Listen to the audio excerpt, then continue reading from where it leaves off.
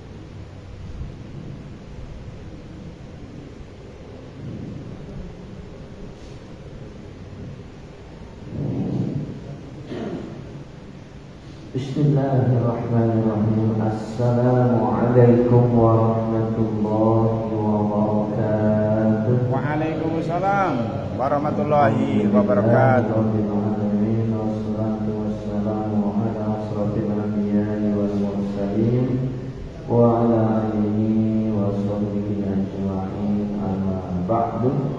Rabbi ishrah li sadri wa yassir li amri wa hlul 'uqdatam min lisani yafqahu qawli. Ma'asyiral muslimin jamaah Masjid At-Taqwa yang dirahmati Allah Subhanahu wa taala. Alhamdulillah kita bertemu kembali dalam kajian ba'da maghrib. Insyaallah kita lanjut dari bab sifat-sifat orang beriman. Setelah sempat kita membahas yang pertama yaitu taat, yang kedua jihad, yang ketiga hijrah, yang keempat memberi pertolongan dan kedamaian, dan pada bab atau sub yang terakhir yaitu mengakui kebenaran Al-Quran. Jadi kalau orang beriman harus mengakui kebenaran Al-Quran. Kalau orang meragukan kebenaran Al-Quran, berarti batal keimanannya. Karena apa? Karena salah satu dari rukun iman sendiri adalah percaya kepada kitab-kitab Allah. Dan Al-Quran itu sendiri di awal-awal Allah menegaskan la raiba fihi, tidak ada keraguan di dalamnya, yaitu di dalam Al-Quran. Hudal lil muttaqin, sebagai petunjuk bagi orang yang bertakwa. Di dalam surat Hud ayat 17 Allah Subhanahu wa taala berfirman, A'udzu billahi minasyaitonir rajim. Bismillahirrahmanirrahim. Afaman kana 'ala bayyinatin min rabbih wa yatluhu syahidun minhu wa min qablihi kitabu Musa imaman wa rahmah ulaika yu'minuna bihi wa man yakfur bihi minal ahzabi fannaru maw'iduh fala taku fi miryatin minhu innahul haqqu min rabbika walakinna aktsaran nasi la yu'minun. Yang artinya, apakah orang-orang kafir itu sama dengan orang-orang yang mempunyai bukti yang nyata dari Tuhannya, yaitu Al-Quran? Jadi di sini penegasan bahwa orang-orang kafir, orang-orang yang tidak mempercayai Al-Quran tentunya tidak sama dengan orang-orang yang beriman, yang mempercayai Al-Quran sebagai bukti nyata kebenaran agama Islam. Dan diikuti pula oleh seorang saksi, yakni Nabi Muhammad dari Allah, dan sebelum Al-Quran itu telah ada kitab yang dibawa oleh Musa yang menjadi pedoman dan rahmat. Mereka itu beriman kepada Al-Quran. Nah, di sini juga ditegaskan bahwa sebelum Nabi Muhammad yang kepadanya diembarkan Al-Quran, nabi-nabi sebelumnya juga ada yang diberikan kitab suci. Salah satunya adalah Nabi Musa dengan kitab Taurat, di mana isi daripada kitab Taurat itu sejalan dengan isi daripada Al-Quran. Demikian juga kitab yang diturunkan kepada Nabi Isa alaihissalam, yaitu Injil. Kita sebutnya Injil ya. Kalau yang sekarang itu bukan Injil, itu Bible. Kenapa? Karena sudah banyak perubahan-perubahan. Nah, kitab Injil pun demikian ya. Itu pasti isinya juga sejalan dengan Al-Quran. Nah, Al-Quran ini kitab terakhir yang diturunkan oleh Muhammad, yang isinya tentunya adalah menyempurnakan seluruh kitab-kitab yang pernah diturunkan oleh Allah kepada Nabi dan Rasul sebelumnya. Dan barang siapa di antara mereka orang-orang Quraisy dan sekutu-sekutunya yang kafir kepada Al-Quran, maka nerakalah tempat yang diancamkan baginya. Ini luar biasa. Jadi kalau ada orang yang tidak percaya kepada Al-Quran, maka kata Allah tempatnya adalah neraka. Tempatnya adalah neraka. Jadi jangan sekali-kali ya kita mengingkari Al-Quran walaupun hanya sebagian kecil. Karena di dalam ayat yang lain juga disebutkan orang yang kafir sesungguhnya itu ya adalah orang yang tidak mempercayai Al-Quran baik sedikit maupun seluruhnya. Jadi kalau ada sebagian kecil saja, satu ayat saja kita tidak percaya dengan Al-Quran, maka kita justru dikatakan sebagai orang kafir yang sebenarnya. Nah, jadi hati-hati. Karena itu janganlah kamu ragu terhadap Al-Quran. Nah, jadi jelas ya di sini kita dilarang untuk ragu. Sebagaimana tadi di awal saya katakan, Al-Quran di awal-awal pembukanya saja Allah sudah mengatakan la raiba fi, tidak ada keraguan di dalamnya. Kalau Allah sudah mengatakan tidak ada keraguan, masa kita ragu? Berarti kita ragu terhadap apa yang dikatakan Allah Subhanahu wa taala. Sungguh Al-Quran itu benar-benar dari Tuhanmu, tetapi kebanyakan manusia tidak beriman. Nah ini, cuma sekarang fenomena banyak terjadi, ya, di mana banyak orang-orang cerdas, orang-orang ilmuwan yang notabene mereka adalah non-muslim, ketika melakukan penelitian terhadap Al-Quran, mereka menemukan kebenaran dan akhirnya mereka memutuskan untuk memeluk agama Islam. Ya, itulah salah satu mukjizat daripada Al-Quran.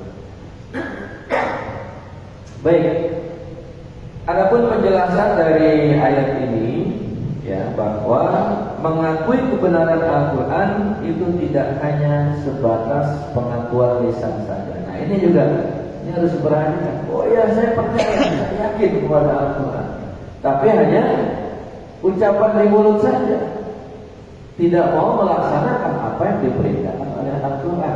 Itu sama saja, ya. Itu bisa disebut orang fasik, bisa juga disebut munafik. Kenapa? Karena dia hanya mengakui secara lisan, tetapi dia tidak mau menjalankan kebenaran yang terdapat di Al-Quran itu sendiri. Ya. Makanya kita harus meyakini bahwa Al-Quran itu adalah firman Allah atau kalam ilahi. Tidak ada satupun manusia atau ucapan manusia yang menandinginya, yang bisa menandinginya. Bahkan ini juga ditegaskan oleh Allah, ya, di dalam surat Al-Baqarah, ya. Surat Al-Baqarah ayat berapa? 20 ya, 20 kesini. Fa ilam taf'alu wa lam taf'alu fattaqat wa taqun nar nanti wa qudur. Bukan itu. Yang kalau memang mereka mampu ditantang untuk mendatangkan satu ayat saja yang semisal yang bisa menandingi Al-Quran, tapi ternyata tidak ada satupun para penyair-penyair pujangga kenamaan pada saat itu yang bisa menandingi ayat Al-Quran. Kenapa? Karena Al-Quran memang adalah dari Allah Subhanahu wa Ta'ala. Mengakui kebenaran Al-Quran harus diiringi dengan sikap mengagungkannya, membaca dengan baik dan khusyuk serta memenuhi hak tiap hurufnya. Nah ini luar biasa, ya. Tuntutannya ini luar biasa. Bukti kalau kita mengagungkan Al-Quran, ya, yang pertama kita meyakini bahwa Al-Quran ini adalah firman Allah. Yang kedua, kita membacanya, ya, dengan baik dan benar sehingga tidak salah di dalam makna. Kemudian kita berusaha untuk memahami maknanya. Dan yang terakhir adalah mengamalkan apa yang terkandung di dalam ayat-ayat tersebut. Nah, berarti itulah yang dikatakan orang yang mengagungkan Al-Quran. Ya demikian juga kalau kita mengaku bahwa kita mengagungkan Nabi Muhammad SAW, ya, salah satu bentuk kita mencintainya, ya, kita sering bersolawat kepada Rasulullah, kita menjalankan apa yang diajarkannya, itu berupa sunnah-sunnahnya, kita praktekkan apa yang dicontohkan dalam kehidupan sehari-hari, ya, baik dalam beribadah maupun bermuamalah. Itulah bukti kalau kita mencintai Nabi Muhammad SAW. Bukan hanya sekedar dalam ucapan, ya, bukan hanya sholawat-sholawat yang kita, itu memang bagian dari bukti kita mencintai Rasulullah, ya, tetapi juga harus diiringi dengan bentuk nyata menjalankan, menghidupkan sunnah-sunnahnya. Nah, karena ketika salah di dalam mengucapkan huruf dalam membaca Al-Quran akan berdampak kepada kesalahan dalam memahaminya. Nah ini memang cukup panjang ya perjalanannya. Karena Al-Quran itu, bahasa Al-Quran itu kan memang sangat tinggi sekali ya. Ketika kita salah di dalam harokat saja itu maknanya bisa berbalik 180 derajat gitu kan. Nah, kita contoh sedikit aja misalkan ya. Kalau doroba itu kan artinya memukul. Kalau antara pelaku, fa'il dan maf'ul bihnya itu bisa ditempatkan di depan ataupun di belakang, tapi yang terpenting adalah harokat akhirnya. Misalkan Pak Pitoyo memukul Abah, ya, misalkan ya. Itu kan kalau dalam konteks bahasa Arabnya, nah, Pak Pitoyo sebagai fa'il berarti dia harus lupa. Gitu kan. Nah, doroba Pitoyo, doroba Pitoyo itu banyak namanya, nama Arab aja misalkan Ahmad dan Zaid. Ahmad memukul Zaid, doroba Ahmadu Zaidan. Telah memukul Zaid si Ahmad. Tapi ketika terbalik, walaupun urutannya sama, doroba Ahmad dan Zaidun, doroba Ahmad dan Zaidun. Nah itu artinya yang memukul adalah Zaid, yang dipukul Ahmad. Itu dalam sisi bahasa. Oleh karena itu di sini dikatakan jangan sampai kita salah di dalam mengucapkan, karena salah ucap berarti salah makna. Orang beriman harus membenarkan isi kandungan Al-Quran, berpegang teguh pada hukum-hukum yang termaktub di dalamnya, memahami cabang-cabang ilmunya, memperhatikan dan merenungkan isinya, mengamalkan ayat muhkam dan berhati-hati dalam ayat mutasyabihat. Apa itu ayat muhkam? Ayat muhkam adalah ayat yang sudah jelas dan tegas maknanya seperti yang tersurat di dalam kalimat tersebut. Jadi tidak bias gitu ya. Nah, sedangkan ayat mutasyabihat ini adalah ayat yang mengandung perlu pemahaman khusus ya. Karena kalau hanya dibaca sepintas itu bisa menimbulkan pembiasan ya. Oleh karenanya ayat-ayat yang mutasyabihat di sini dikatakan kita harus berhati-hati di dalam memahami maknanya. Nah, oleh karenanya bagi kita yang awam, maka sudah selayaknya, sudah sepatutnya kita mengikuti apa yang sudah ditafsirkan oleh para ulama, para alim yang dengan keikhlasannya telah menyusun makna-makna dengan tafsir-tafsir Al-Quran. Kita tinggal mengikutinya melalui, tentu juga ini harus melalui juga ya. Melalui siapa? Melalui guru-guru kita yang ilmu, yang sangat ilmunya tidak diragukan. Itulah pentingnya kita berguru kepada seorang guru yang memiliki sanad ilmu yang jelas. Jadi jangan berguru kepada guru yang gurunya YouTube. Waalaikumsalam warahmatullahi wabarakatuh. Baik. Ya sudah, lamurkan. Menelaah ayat umum yang sifatnya general dan khusus atau khas, yang nasih dan mansukh. Nah, nasih dan mansukh ini maksudnya ada ayat, maknanya itu adalah ayat yang telah dihapus digantikan dengan ayat yang berikutnya. Ada yang ayatnya itu masih tercantum di dalam Al-Quran, tapi dihapus dengan ayat berikutnya. Jadi ayat tersebut kalau dalam istilah Indonesia itu anulir ya. Jadi diralat, walaupun masih ada gitu kan. Contohnya ayat-ayat tentang khamr atau minuman keras. Di Al-Quran itu sendiri ada ayat yang menyatakan bahwa kalimatnya itu berbunyi bahwa minum khamr itu ada manfaatnya, tetapi mudorotnya lebih besar, ya kan? Di situ masih belum dilarang secara mutlak. Tetapi ayat berikutnya jelas-jelas ya, innamal khamru wal maisir, sesungguhnya meminum khamar, ya, berjudi, mengundi nasib dengan anak panah adalah haram, karena itu perbuatan setan. Nah, maka ayat yang tadi maknanya bahwa khamar itu ada manfaatnya sedikit, nah itu sudah langsung digugurkan dengan ayat yang menasakh ayat tersebut. Tetapi ada juga ya, kalau kita sempat mempelajari ulumul Quran ya, ada ayat yang dulu pernah diturunkan kemudian dinasakh, memang tidak dicantumkan dalam mushaf Al-Quran yang ada sekarang ini. Begitu juga hadis ya.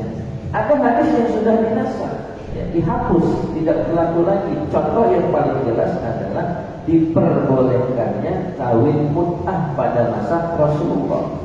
Memang dulu Rasulullah pernah membolehkan nikah mut'ah ketika prajurit, Rasulullah punya prajurit berbulan-bulan, di sana diperbolehkan menikah dengan wanita setempat dengan waktu tertentu.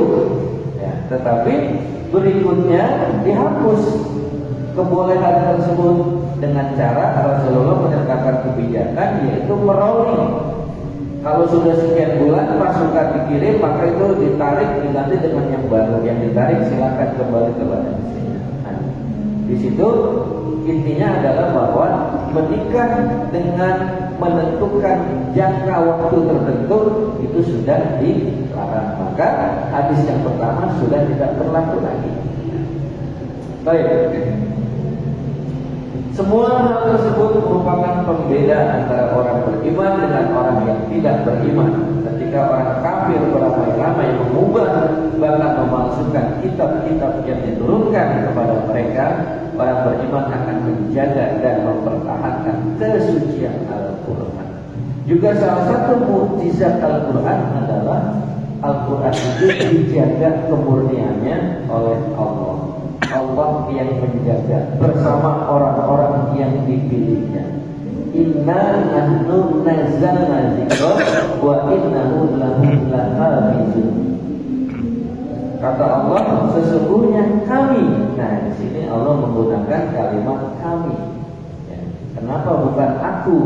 Artinya, ketika Allah menggunakan kalimat kami, berarti Allah melibatkan makhluknya di dalam mengerjakan pekerjaan tersebut. Ya, inna nahnu nazzalna dzikra. Sesungguhnya kamilah yang menurunkan Al-Quran dan kami pula yang menjaganya. Berarti Allah menjaga kemurnian Al-Quran, melibatkan manusia melalui para hafiz Al-Quran. Ya. Semakin banyak hafiz Al-Quran di dunia ini, maka semakin terjaga kemurnian, sehingga sulit bagi orang untuk memalsukannya. Karena pernah dulu ya, walaupun mushafnya sudah tercetak, sudah jelas ya, tapi ada orang yang mencoba mencetak mushaf Al-Quran dengan diselewengkan dan sebagainya, tapi ketahuan gitu kan. Baik. Sehingga tidak diragukan bahwa orang beriman tidak akan pernah mengabaikan Al-Quran, dan yang akan menonjol pada sikap dan sifat orang beriman adalah pribadi Quran yang senantiasa menerangi diri dan lingkungan sekitarnya. Nah, itulah masyarakat muslimin ya, sifat daripada orang beriman, yaitu diantaranya mengakui kebenaran Al-Quran. Maka konsekuensinya adalah ketika kita mengakui kebenaran Al-Quran, maka kita wajib membacanya, wajib memahami maknanya, dan wajib menjalankan atau mengamalkan sesuai dengan apa kandungan Al-Quran melalui petunjuk Nabi Muhammad SAW. Mudah-mudahan penjelasan yang singkat ini bisa semakin menguatkan keimanan kita, yang salah satunya adalah membenarkan Al-Quran. Penekanannya adalah jangan sekali-kali kita meragukan Al-Quran walaupun hanya sebagian kecil saja. Karena ketika kita sudah meragukan walaupun hanya sedikit, maka kata Al-Quran kita tergolong orang yang kafir. Mari kita tutup dengan doa kafaratul majlis. Subhanakallahumma wa bihamdika asyhadu an la ilaha illa anta astaghfiruka wa atubu ilaik. Billahi taufiq wal hidayah. Wassalamualaikum warahmatullahi wabarakatuh. Waalaikumsalam warahmatullahi wabarakatuh.